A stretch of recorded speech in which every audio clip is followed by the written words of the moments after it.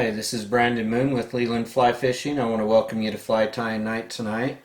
Tonight we're going to be tying up a very effective midge pattern. This is probably one of the most popular midge patterns to fish today. It's the sprout midge.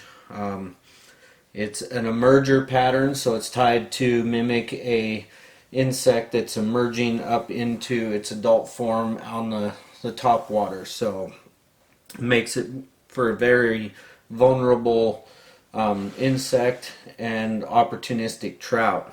So this one we're tying is in a scarlet purple color. You can also tie this in blacks, grays, olives. You could even do some yellows if you wanted to. Pretty much any color to match different midge patterns. Black is probably the most prominent color, but we have had better luck with the color purple, so we're tying it in a purple color for you tonight. Before we get started, we want to invite you to make sure and like your favorite videos, drop us a comment, subscribe, and follow by hitting the bell to receive future notifications.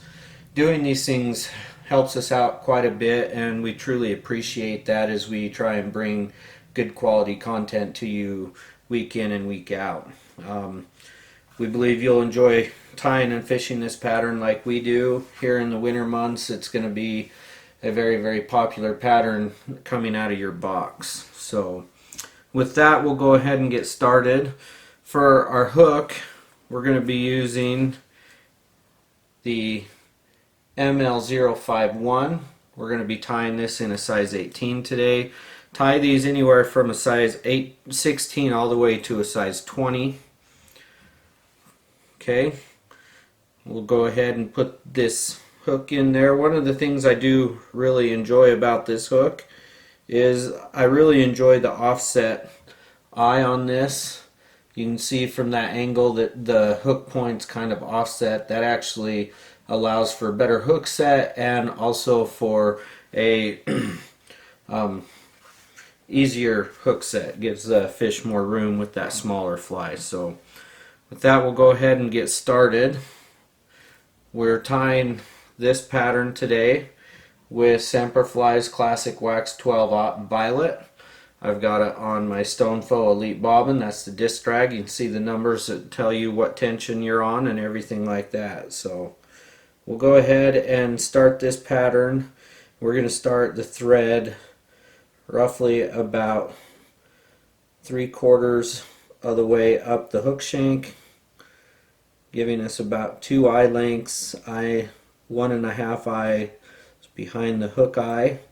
We're going to wrap this body back into the bend, trim out that thread.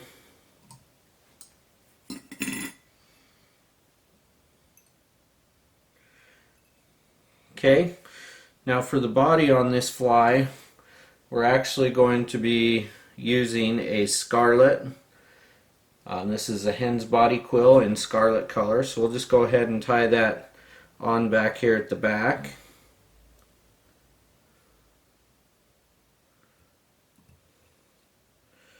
Secure that in.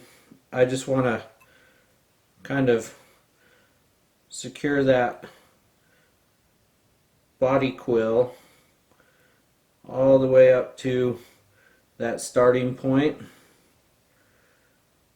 where my body is going to be. It keeps a little more uniform body. So I'll just finish securing that down. Now I'm just going to create a little bit of a taper to this body with my thread. You don't have to. I like a fly with a little bit of taper to it, even on these midge patterns. Just a few back and forth wraps going rearward and forward, stopping short of my previous wrap point. Like I said, it's not to create a huge taper. This is a pretty small, slim fly, but I want a little bit of taper to that body. A little bit of bulk in some points is good. So I'm just going to half hitch that, set that off to the side on my bobbin rest. Now I'm just going to take and wrap this body quill substitute.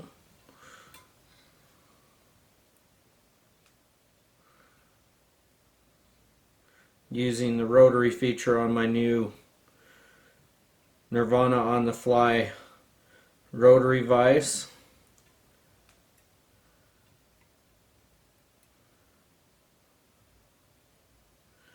We're just going to wrap this with touching wraps all the way up to the front. You see I did clip the hook point with that, but this is a much stronger material than a regular quill body, which is nice. Now I'm just going to secure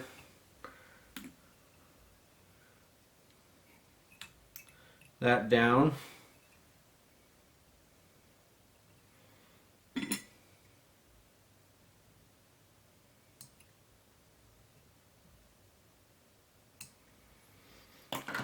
Trim that out.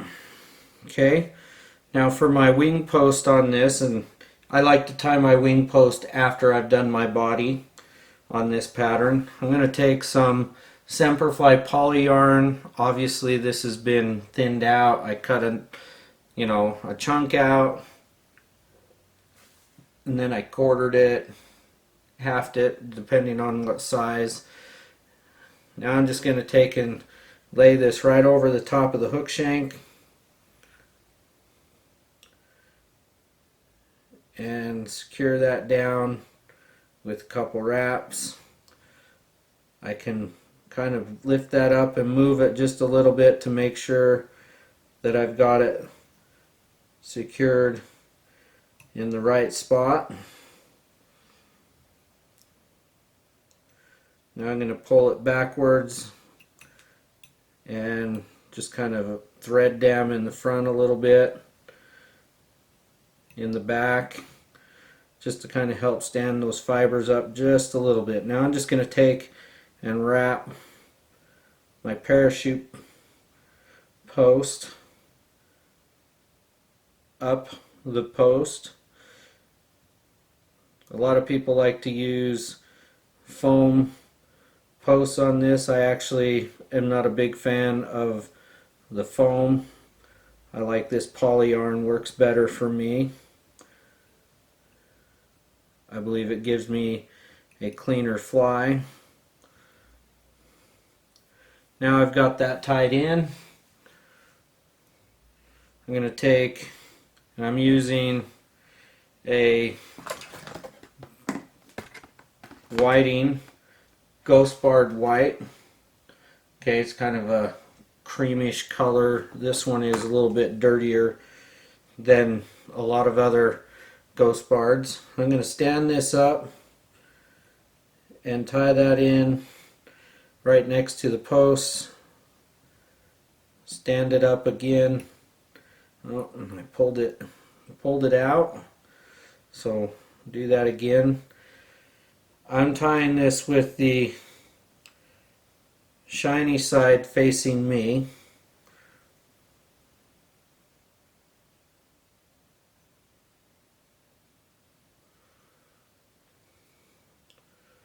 Now I'm just going to stand that up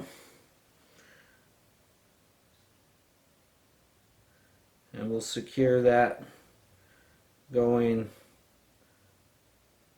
up the stem.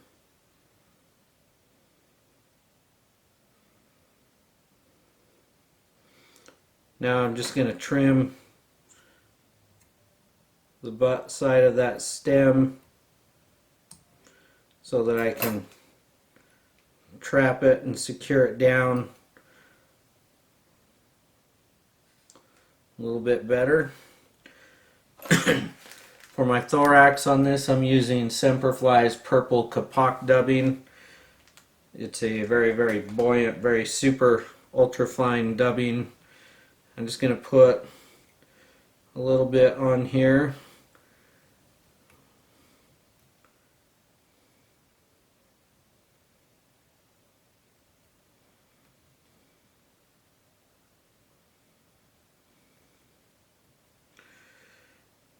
Now I'm just going to dub my thorax. The angle of this hook and this parachute is going to actually force this hook point to ride in the below the water surface column there.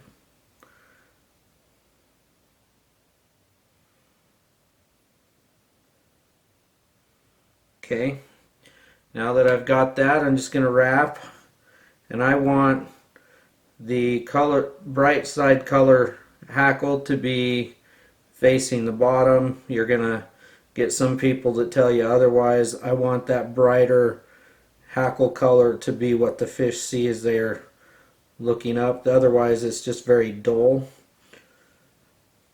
I'm just going to wrap this with touching wraps going rearward or down the post down into that thorax.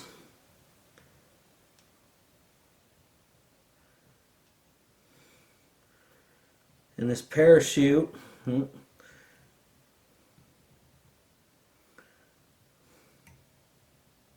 I'm just going to secure that in place. I'm going to go over the top of that hackle stem, but between the hackle that I'm wrapping. Now this parachute is going to help this fly float really well. So now I'm just going to take a small bit of Loctite super glue,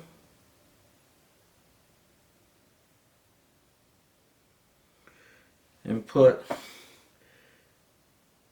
a small dab on my thread. We like the Loctite brush on application. Now I'm just going to take and wrap that. This glue, before I trim that stem out, is actually going to help secure locking in that stem. Now I'm just going to take and snip out that thread. Now I'm going to take and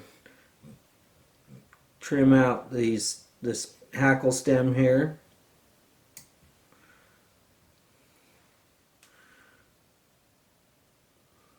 Okay, now I'm going to trim my post.